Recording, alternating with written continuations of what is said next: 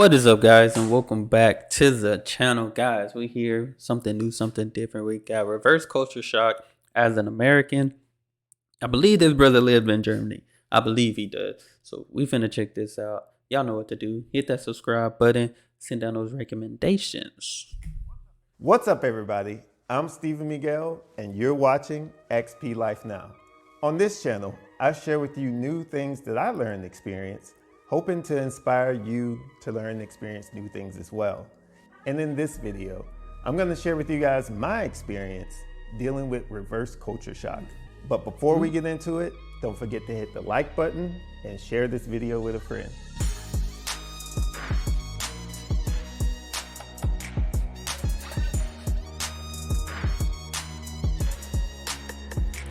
I think this guy live everywhere. I lived outside of the US for over 6 years now.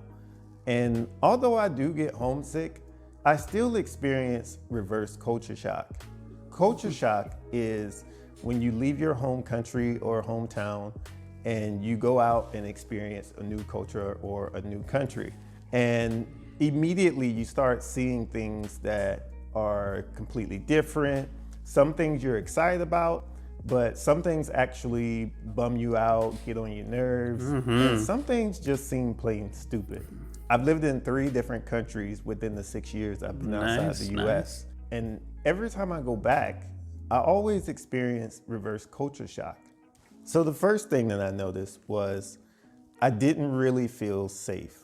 And the reason why I didn't feel safe was as soon as I flew into the airport, it felt like I was entering a hardcore police state. I'm pretty sure that's what we are.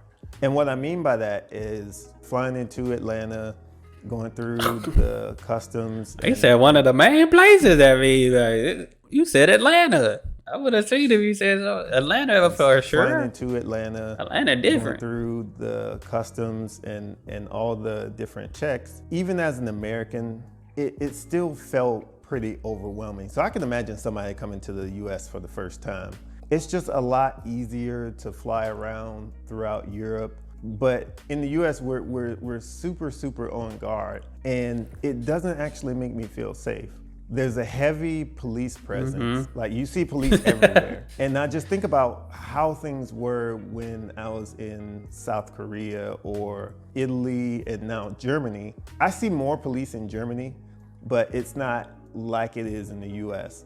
In Italy, every once in a while, I would see the Carabinieri just out and about, parked alongside the road, trying to pull people over just to check papers. Korea, I can't even tell you what the police cars look like or what the police uniforms look like, because I never saw police in Korea. And that's one of the places that I felt the safest.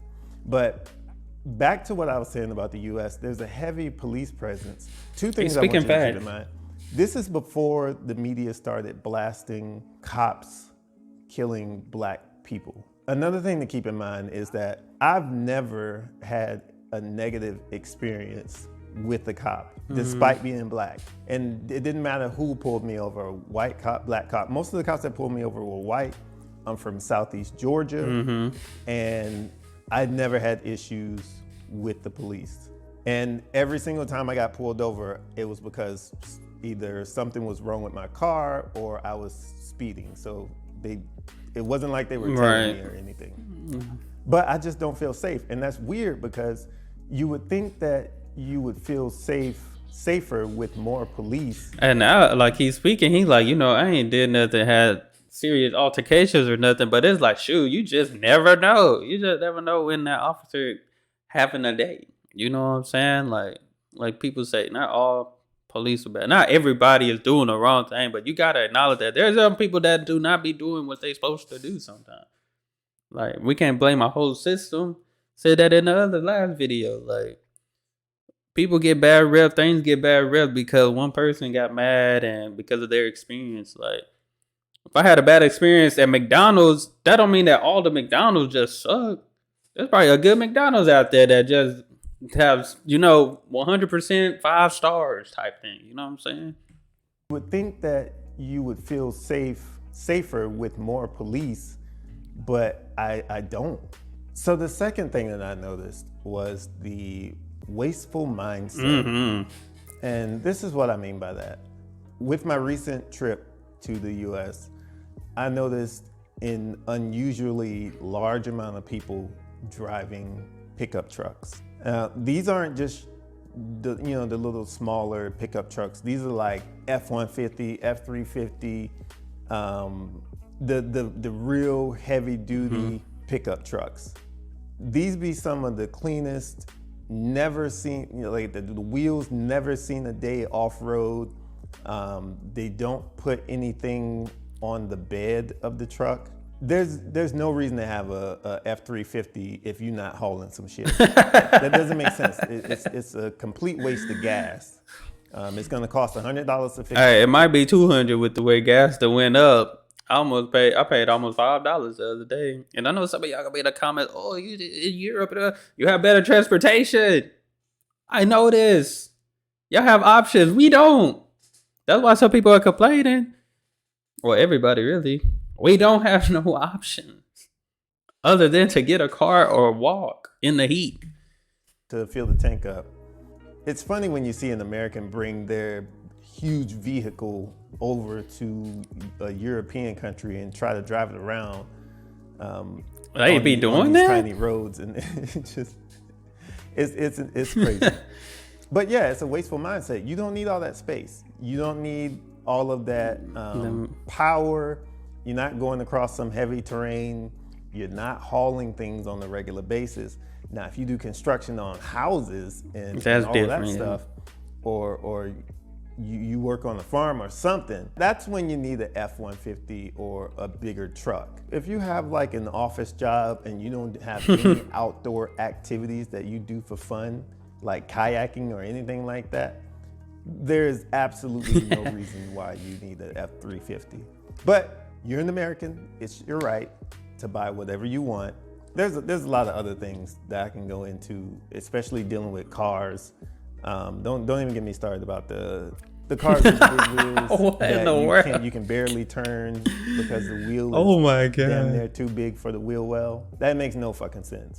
So the third thing that I noticed was the dining experience. Restaurants in Europe and some restaurants in Asia, they cater to you and your friends going out and having a long, relaxed, social interaction. Whereas restaurants in the US, they're trying to get you in and get you out so they can get the next person in. And I kind of understand why that it is that way, because the servers get paid mostly in tips, but it creates this rushed dining experience. It's almost like they're saying, okay, you got your food, hurry up and eat so you can get the fuck out of here.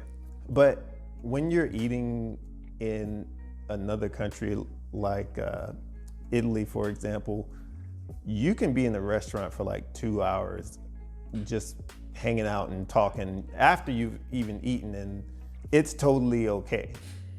That's a good thing. The last thing that I experienced, I think may actually be a bit weird. The first time I was coming back from after being in South Korea for a few months, I flew into Seattle, and then I got a connecting flight.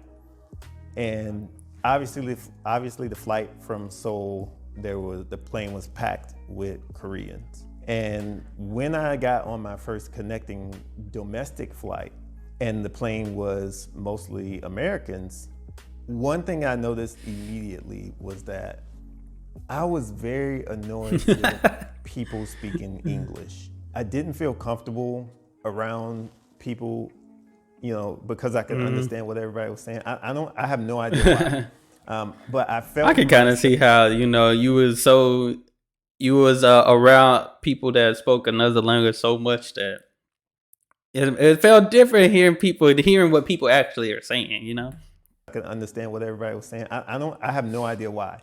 But I felt myself wanting. I feel like I'll be like that with my white family. Most of them, majority of our family only speak Spanish. So of course, when I'm around them, they speak. I understand a little, not a lot. So I just be chilling. I just be. But it do make a difference when you understand what people saying. Cause you like, what did they talk? They think it's not that. People be talking about some crazy stuff. People who didn't speak the same language as me. something that may have contributed to that is the fact that I was trying to learn Korean at the time. I don't know, maybe my mind just wanted to be around it and immersed in it. Yeah, like I said, it's really weird because I remember a time when I didn't want to be around people who didn't speak English, and especially in a closed space. For example, you get in an elevator and let's say there's a couple people either behind or in front of you, and they start speaking in a language other than English.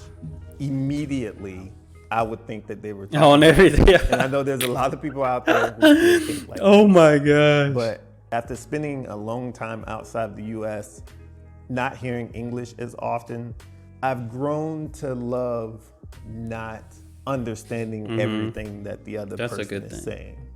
It's a bit weird, but like I said in my vision board video, one of my goals is actually to learn different languages. So that's probably why I experienced that.